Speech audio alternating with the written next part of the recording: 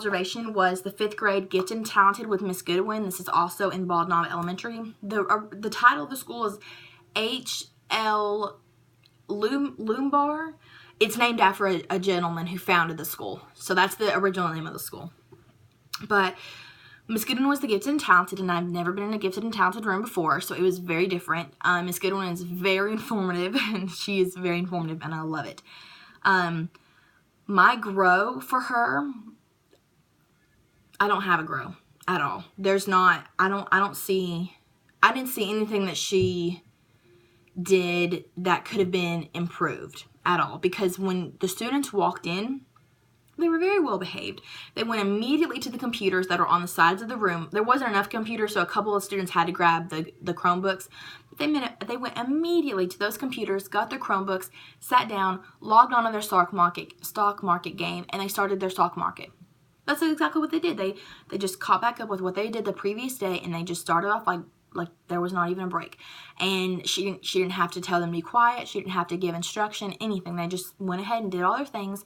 When that was over with, and she said, okay, guys, we're going to work on something else, they worked on their countries. And they logged off of that. They got on their PowerPoint that they were doing. They got on Google, and they started looking on. So there was not really a place that could have needed an improvement, because the students were just so well behaved, and she had such a great control over the classroom.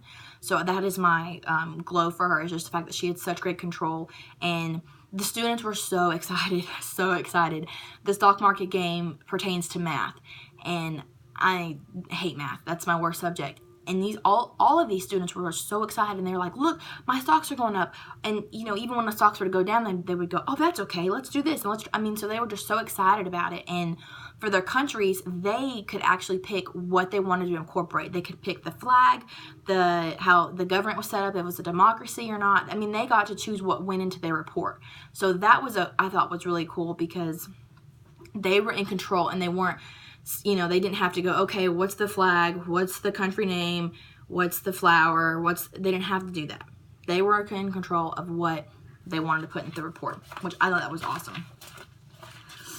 Then I went to Bald Knob Middle School, and I observed Miss Ragsdale. This is the 6th grade special resource, and Miss Ragsdale is awesome. She's such a funny lady. There was an aide in the classroom as well, and there was about 7 students in that class. Very nice student. One girl, Katie, I will always remember her. She was the sweetest little girl, and I believe she had Down syndrome, and she had braces on her legs, so she couldn't walk very well. But she was the sweetest little girl. And Miss Ragsdale, I don't have a grow for. I didn't see anything that needed improvement at all. She did have a spot in her room that was beautiful. It had a sunroof, and it was just gorgeous. But she never went over there, because it creates auditory problems for the students in the classroom that are sensitive. It's really loud, it's really echoey, and so it hurt some of the students. So she made sure to never go over on that side of the room. When I was in there, they were going over a worksheet about bullying, and it had a picture on there, and the class discussed, okay, what do you think is going on in this picture? And they talked about it, and there was about 8 to 10 questions. They went over every single question, and there was one boy that said, hold on, I don't have question number 5. And she said, okay, it's okay, we'll come back to that. We're going to do a review, and we'll come back.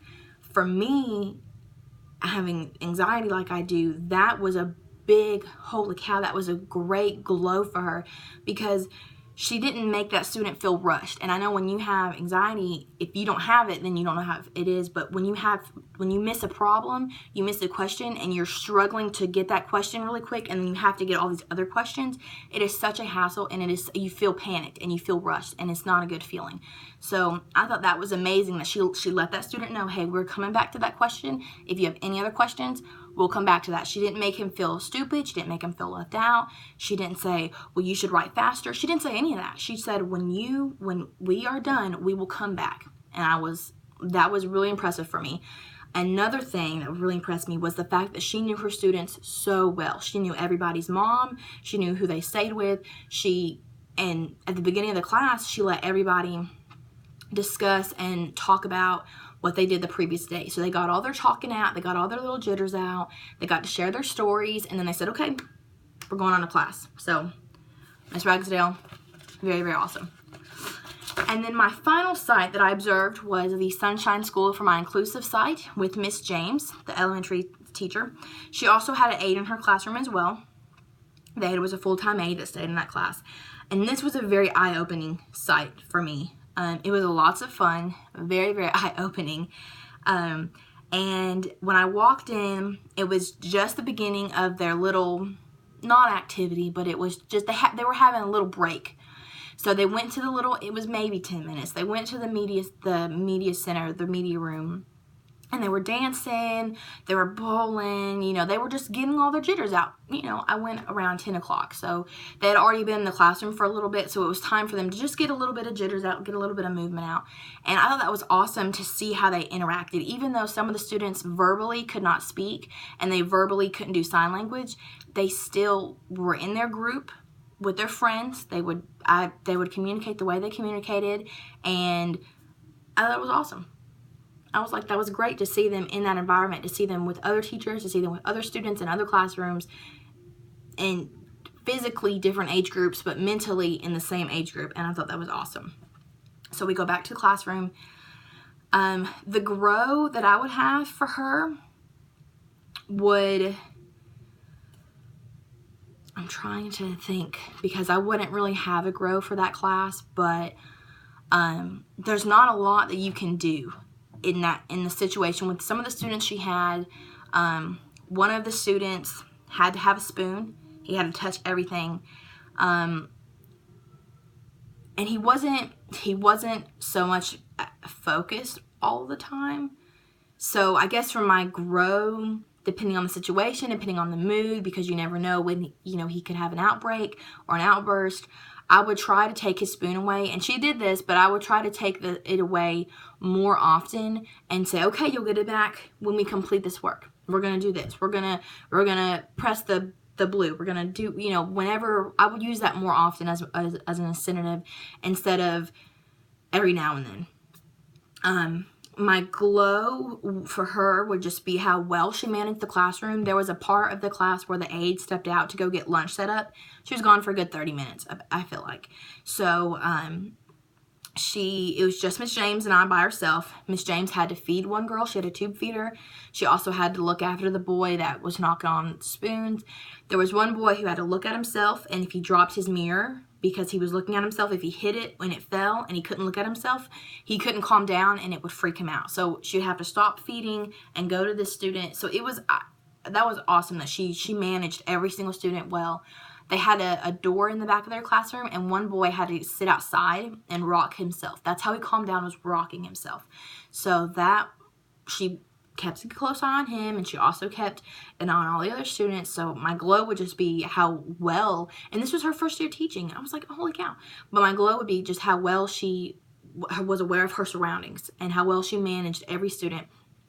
And she knew, okay, at a certain time, he's going to knock that mirror off because it's going to get too close to the edge. So she knew, let's push it back. She knew when this student was going to get a little aggravated and what this student really wanted. And the one boy wouldn't use he couldn't speak, and he wouldn't use his little talk to touch thing. I think they called them talkers. He wouldn't use that. So she had a really hard time because he just refused to use it. So she just said, you know, when you're ready to talk, you use that, and that's how you'll get it. So I liked how she didn't just give in and just say, okay, well, you're going to do what you want, because that's not how they're going to learn. That's not how the routine is set. So overall, that would be my glow for her, which is how well she managed the class, and she was on top of everything, even though she was the only teacher in there for a good 30 minutes at that time. And it was chaos, and it was awesome. So that would have to be my whole experience with exceptional children in my